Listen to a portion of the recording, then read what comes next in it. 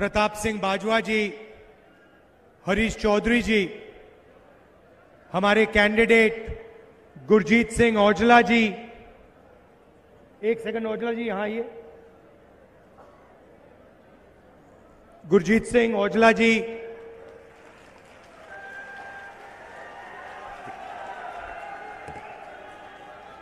Stage पे Congress party के वरिष्ठ नेता, हमारे प्यारे कार्यकर्ता, प्रेस के हमारे मित्रों, भाइयों और बहनों, पंजाब के युवाओं, आप सबका यहां बहुत बहुत स्वागत। दूर दूर से आप आए, इतनी गर्मी में आप आए, इसके लिए दिल से आपका धन्यवाद करता हूं।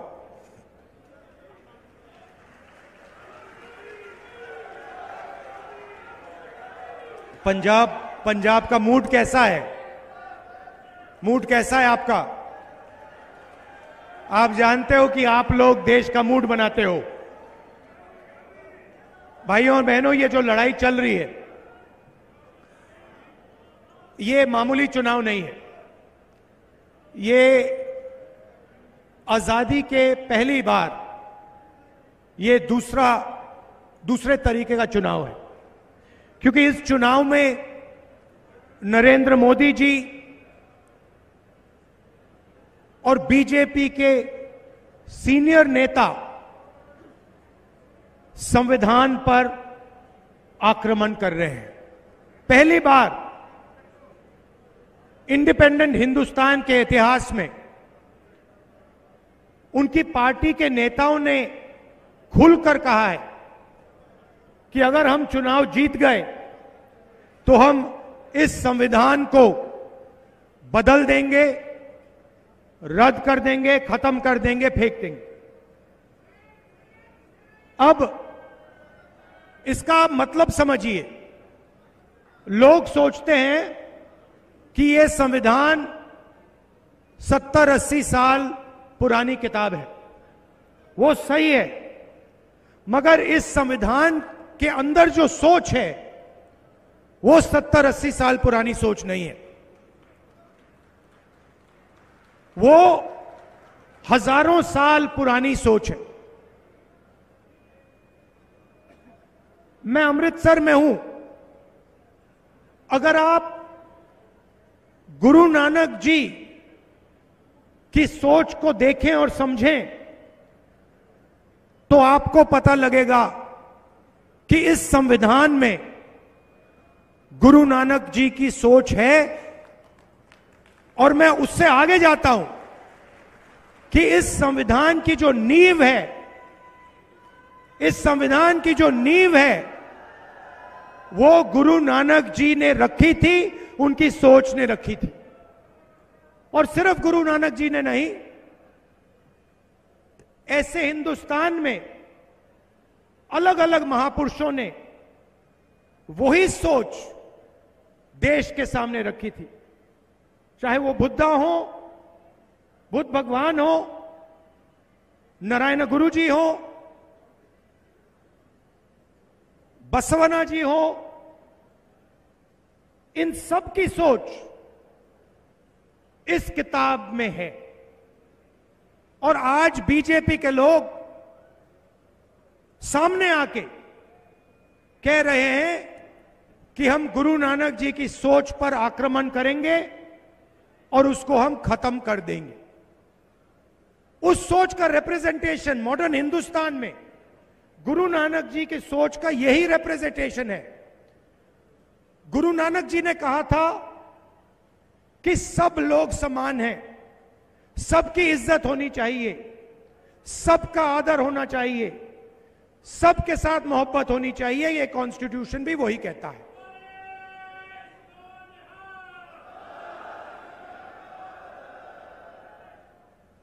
तो चुनाव दो विचारधाराओं के बीच में है। एक तरफ नरेंद्र मोदी जी और बीजेपी के लोग जो इसको खत्म करना चाहते हैं, और दूसरी तरफ कांग्रेस पार्टी जो संविधान की रक्षा कर रही है। कांग्रेस पार्टी देश की जनता के साथ, अंबेडकर जी के साथ ये कॉन्स्टिट्यूशन लाई थी। तो अगर बीजेपी इस पर आक्रमण कर रही है तो वो अंबेडकर जी की सोच पर भी आक्रमण कर रही है।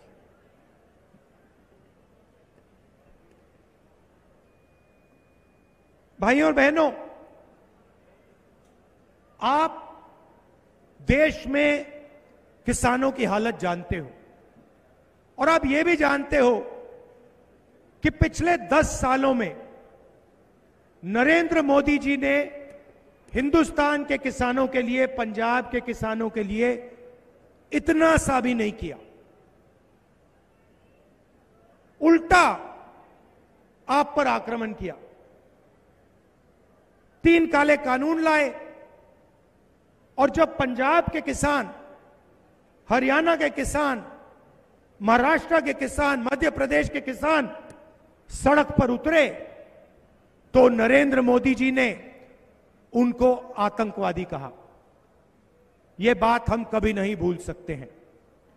16 लाख करोड़ रुपए उन्होंने 22 लोगों का कर्जा माफ किया, मगर पंजाब के किसान का, बाकी प्रदेशों के किसानों का 1 रुपया उन्होंने कर्जा माफ नहीं किया है। और खुलकर कहते हैं कि मैं किसानों का कर्जा माफ नहीं करूंगा क्योंकि इससे किसानों की आदत बिगड़ती है। मैं आपसे पूछना चाहता हूं, अदानी का कर्जा माफ होता है, 16 लाख करोड़ रुपए 22 लोगों का कर्जा माफ होता है, तो उनकी आदत नहीं बिगड़ती है, मगर पंजाब के किसान का कर्जा माफ होता है तो किसान की आदत बिगड़ती है। यह कैसी सोच है?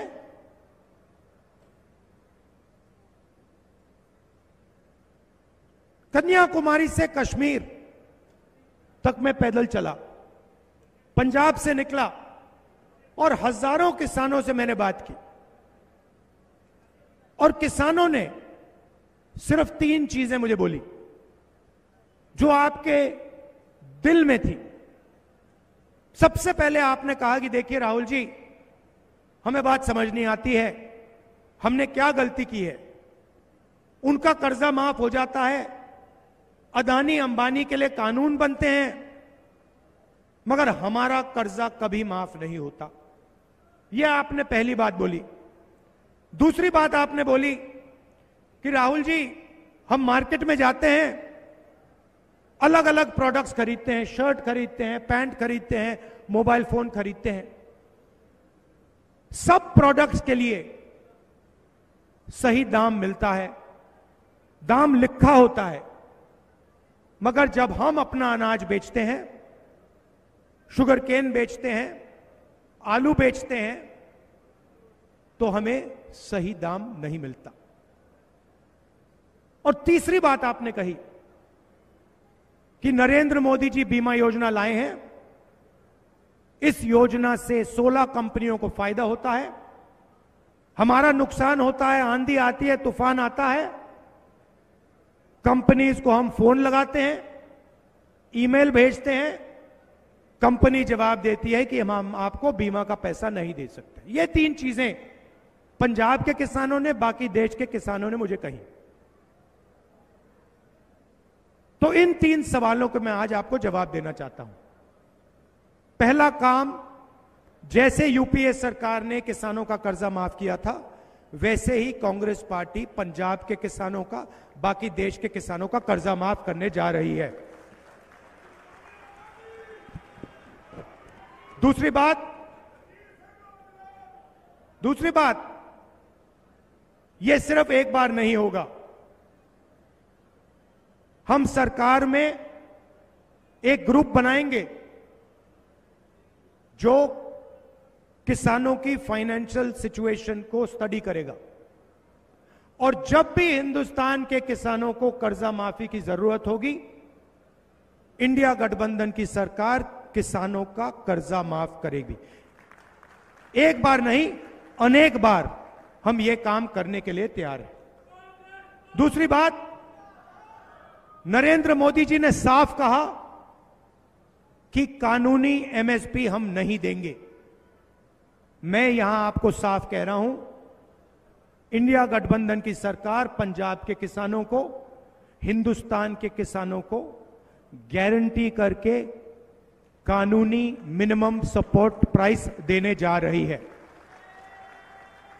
और तीसरा काम, जो आपने बीमा की बात बोली, नरेंद्र मोदी जी का जो बीमा का प्रोग्राम है वो 16 कंपनियों की मदद करता है।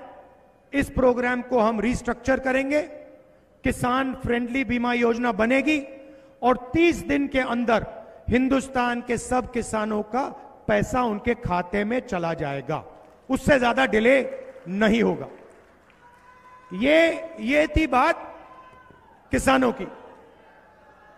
अब भाइयों और बहनों, नरेंद्र मोदी जी ने अरबपतियों का काम किया। आपने देखा होगा, पता नहीं देखा नहीं देखा, उनके आजकल बड़े इंटरव्यूज चल रहे हैं। देखा आपने? देखा? उनके इंटरव्यूज चल रहे हैं, मीडिया के 4 चमचे बैठा देते हैं, उनसे सवाल पूछते हैं, नरेंद्र मोदी जी जवाब देते हैं। सवाल कैसे होते हैं? नरेंद्र मोदी जी, आप आम कैसे खाते हो? काट के खाते हो या चूस के खाते हो? ऐसे सवाल चल रहे हैं। तो उन इंटरव्यू में एक चमचे ने उनसे पूछा, मोदी जी, हिंदुस्तान में अमीर लोग अमीर होते जा रहे हैं और गरीब लोग गरीब होते जा रहे हैं, इसके बारे में आप क्या सोचते हो? नरेंद्र मोदी जी का जवाब आता है, सोचते हैं, पहले वो थोड़ी देर सोचते हैं, ऐसे सोचते हैं,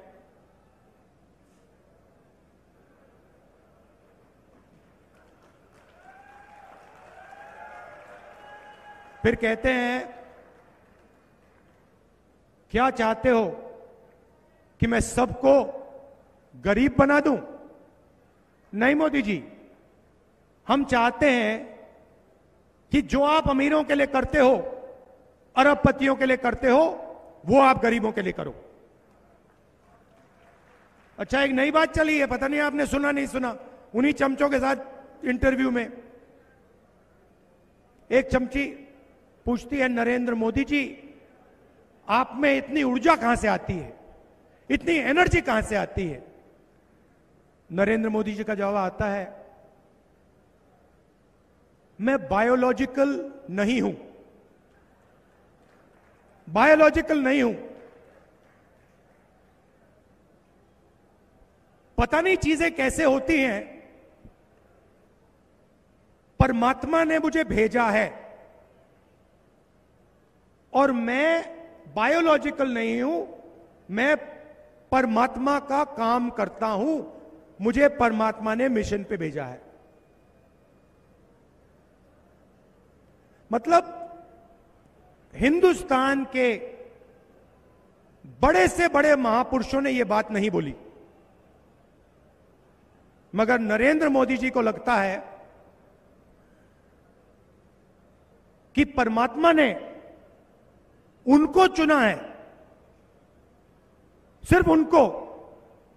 हम सब बायोलॉजिकल हैं, हिंदुस्तान के किसान, मजदूर, प्रेस रिपोर्टर, सब बायोलॉजिकल, मगर नरेंद्र मोदी बायोलॉजिकल नहीं। एक व्यक्ति को भेजा है, परमात्मा ने भेजा है। मैं सोच रहा था, नरेंद्र मोदी जी, ये फीलिंग आपको कब आती है? ये आपको 24 घंटे लगता है या सुबह ऐसा लगता है या शाम को लगता है? और ये जो आपको फीलिंग आई, ये नोटबंदी से पहले भी आई थी क्या? गलत जीएसटी लागू करने से पहले आई थी? ये मैं सवाल पूछ रहा हूं क्योंकि नरेंद्र मोदी के हाथ में परमाणु बम का स्विच है।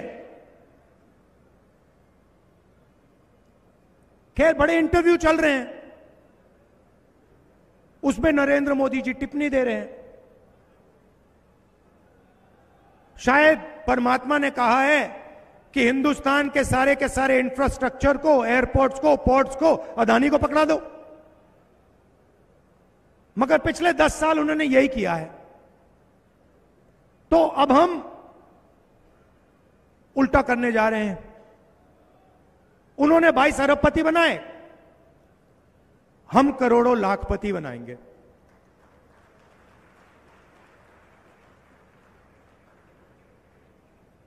कैसे बनाएंगे? महालक्ष्मी योजना। हिंदुस्तान के सब गरीब लोगों की लिस्ट बनेगी, हर गरीब परिवार की लिस्ट बनेगी, पंजाब में, हरियाणा में, बाकी प्रदेशों में। और हर परिवार में से, हर गरीब परिवार में से एक महिला का नाम चुना जाएगा। करोड़ों महिलाओं के नाम आएंगे। 4 जून को इंडिया गठबंधन की सरकार चुनी जाएगी और हम काम शुरू कर देंगे। हर गरीब महिला के बैंक अकाउंट में 4 जुलाई को सुबह आप उठेंगी, 9 बजे आप अपना बैंक अकाउंट खोल के देखेंगी और उसमें इंडिया गठबंधन की सरकार ने 8,500 रुपए आपके लिए अंदर डाल दिए होंगे। जुलाई, अगस्त, सितंबर, अक्टूबर, नवंबर, दिसंबर चलता जाएगा। हर महीने खटाखट 8,500 रुपए अंदर। साल के 1 लाख रुपए हिंदुस्तान के हर गरीब परिवार के बैंक अकाउंट में जाएगा। यह क्रांतिकारी काम है। ऐसा काम किसी भी सरकार ने आज तक नहीं किया है। ये हम करने जा रहे हैं। आप सोचिए, सबसे गरीब परिवारों को साल का 1 लाख रुपया, महीने का 8,500 रुपया, इससे गरीबी पर बहुत जबरदस्त चोट लगेगी। लिस्ट में किसानों के परिवार होंगे, मजदूरों के परिवार होंगे, बेरोजगार युवा होंगे और सीधा हम उनके बैंक अकाउंट में पैसे का इंजेक्शन डाल रहे हैं। इसके पीछे सोच है भाइयों और बहनों, इसके पीछे सोच है। आइडिया क्या है मैं आपको बताता हूं। नरेंद्र मोदी जी ने 22 लोगों को लाखों करोड़ रुपए दिए, अंबानी, अदानी जैसे लोगों को। उन्होंने उस पैसे को लंदन में खर्च किया, दुबई में खर्च किया, हिंदुस्तान के बाहर खर्च किया, जमीन खरीदी, होटल खरीदे। जब आपके पास पैसा आएगा, आप इसको लंदन में नहीं खर्च करोगे, आप इसको पंजाब में खर्च करोगे, गांव में खर्च करोगे, शहरों में खर्च करोगे, शर्ट खरीदोगे, पैंट खरीदोगे, जूते खरीदोगे, मोबाइल फोन, मोटरसाइकिल, ये चीजें आप खरीदोगे। और जैसे ही आपने इस पैसे से ये चीजें खरीदनी शुरू की, वैसे ही हिंदुस्तान की फैक्ट्रियां, अमृतसर की बंद फैक्ट्रियां एक बार फिर शुरू हो जाएंगी और हिंदुस्तान के बेरोजगार युवाओं को उन्हीं फैक्ट्री में पैसा मिलेगा। तो एक प्रकार से हम हिंदुस्तान की इकोनॉमी को जंप स्टार्ट करने की कोशिश कर रहे हैं। जैसे मोटरसाइकिल में आप पेट्रोल डालते हो और फिर चाबी घुमाते हो, वैसे ही हम आपके जेब में पैसा डाल रहे हैं, आपके बैंक अकाउंट में पैसा डाल रहे हैं और उस पैसे से हिंदुस्तान की अर्थव्यवस्था जंप स्टार्ट होगी, स्टार्ट हो जाएगी। किसानों को हम कर्जा माफ कर रहे हैं, गरीबों के बैंक अकाउंट में 1 लाख रुपया डाल रहे हैं। आज मजदूरों को मनरेगा के लिए 250 रुपए मिलता है। इंडिया सरकार मजदूरों को मनरेगा के लिए 400 रुपए देने जा रही है। आशा और आंगनवाड़ी की जो महिलाएं हैं, आपकी जो भी आज आमदनी है, 4 जून के बाद हम उसको दुगना कर देंगे, डबल कर देंगे। अब आई बात बेरोजगार युवाओं की। नरेंद्र मोदी जी ने हिंदुस्तान के युवाओं से कहा था 2 करोड़ युवाओं को मैं रोजगार दूंगा। प्राइवेटाइजेशन किया, सरकारी वैकेंसीज नहीं भरी, अमृतसर, पंजाब और पूरे हिंदुस्तान के स्मॉल और मीडियम बिजनेसेस को खत्म कर दिया, गलत जीएसटी लागू की, नोटबंदी कर दी, और इसका नतीजा हिंदुस्तान देख रहा है। आज हिंदुस्तान के युवाओं को रोजगार मिल ही नहीं सकता। अंबानी और अदानी रोजगार नहीं दे पाते, दे नहीं सकते। रोजगार स्मॉल और मीडियम इंडस्ट्री देती है, छोटी छोटी फैक्ट्रियां देती हैं, रोजगार एग्रीकल्चर में दिया जा सकता है। तो हम पहला काम सरकारी नौकरियों को भरने का करने जा रहे हैं। 30 लाख सरकारी नौकरियां आज हिंदुस्तान में खाली हैं। हमारा पहला कदम उन नौकरियों को आपके हवाले करने का होगा। दूसरा काम और क्रांतिकारी काम, दूसरा काम और क्रांतिकारी काम, हिंदुस्तान के युवाओं को मैं कहना चाहता हूं, अरबपतियों के बेटे जॉब मार्केट में जाने से पहले 1 साल की टेम्पररी नौकरी करते हैं। उसमें उनको ट्रेनिंग मिलती है, पैसा मिलता है और जॉब मार्केट में अंदर जाने का मौका मिलता है। मगर ये फैसिलिटी गरीब युवाओं को नहीं मिलती, बेरोजगार युवाओं को नहीं मिलती। हमने पहले मनरेगा में रोजगार का अधिकार दिया था, उससे करोड़ों लोगों को फायदा हुआ। मगर जो हमारे ग्रेजुएट्स हैं, अंडर ग्रेजुएट्स, डिप्लोमा होल्डर्स, इस योजना से उनको फायदा नहीं हुआ। इसीलिए हम ग्रेजुएट्स को, डिप्लोमा होल्डर्स को, यूनिवर्सिटी कॉलेज ग्रेजुएट्स को एक नया अधिकार देने जा रहे हैं, पहली नौकरी पक्की का अधिकार। प्राइवेट सेक्टर में, पब्लिक सेक्टर में, बीएचईएल, एचएएल, सरकारी अस्पतालों में, सरकारी कॉलेजेस, यूनिवर्सिटीज में, सरकारी ऑफिसेज में आपको 1 साल की नौकरी का अधिकार मिलेगा। बेहतरीन ट्रेनिंग मिलेगी। हर महीने आपके बैंक अकाउंट में 8,500 रुपए जाएंगे, साल के आपको 1 लाख रुपए मिलेंगे। हिंदुस्तान के सारे बेरोजगार युवाओं को यह फैसिलिटी मिलेगी। इससे हिंदुस्तान को एक ट्रेंड वर्कफोर्स मिलेगी। बेरोजगार युवाओं के जेब में पैसा जाएगा, उनको एक्सपीरियंस मिलेगा, और वही पैसा जो उनके जेब में जाएगा, जैसे महिलाओं का पैसा अर्थव्यवस्था को चालू करेगा, वैसे ही यह पैसा भी अर्थव्यवस्था को जंप स्टार्ट करेगा। तो यह हमारी सोच है। मेन चीज संविधान की रक्षा, गुरु नानक जी की सोच की रक्षा, भाईचारा, और जैसे मैंने भारत जोड़ो यात्रा में कहा था, नफरत के बाजार में मोहब्बत की दुकान खोलनी है, सबको एक साथ लाना है और एक साथ मिलकर प्रगति करनी है। ये आपके लिए मेरा मैसेज है। आखिरी बात कहना चाहता हूं, मैं यहां आया था अमृतसर, गोल्डन टेम्पल में मैंने सेवा की। उससे पहले भी गया था, मत्था टेकता था, मगर सेवा नहीं की थी। जब मैंने सेवा की तो बिल्कुल दूसरे तरीके से मुझे बात समझ आई, इतनी शांति मिली, और थोड़ा सा जो आपका ये धर्म है, सुंदर धर्म है, इसके बारे में थोड़ा सा मुझे समझ आया। तो मैं आपसे कहना चाहता हूं कि अमृतसर और गोल्डन टेम्पल को हमें एक ग्लोबल सेंटर बनाना चाहिए। धार्मिक सेंटर, पिलग्रिमेज सेंटर, और ये जो सोच है और जो शांति वहां मिलती है,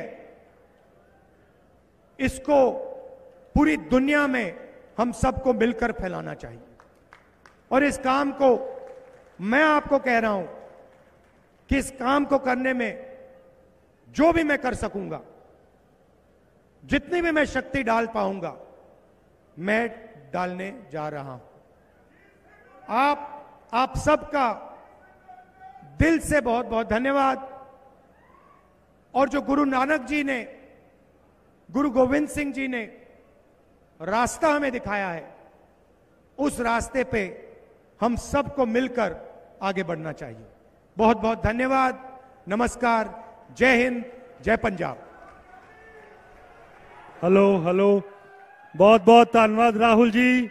मैं हुण बेनती करूंगा अमृतसर की समुची लीडरशिप, साडे कैंपेन कमेटी के मैंबर साहबान, राणा जी, राणा गुरजीत सिंह जी, और खास तौर पर साडे मजीठा तो गुरु भगवंत सच्चर जी, जसबीर सिंह डिंपा जी, संतोख सिंह भलाईपुर जी, ये सारे लीडर साहबाना नूं बेनती करूंगा कि समुची सीनियर लीडरशिप के नाल आके ढींगरा जी सारे सन्मानित करन। बहुत बहुत थोड़ा धन्यवाद। एक बारी फिर राहुल जी का इत्थे पहुंचण ते कांग्रेस पार्टी के वर्कर तह दिलों धन्यवाद करते हैं।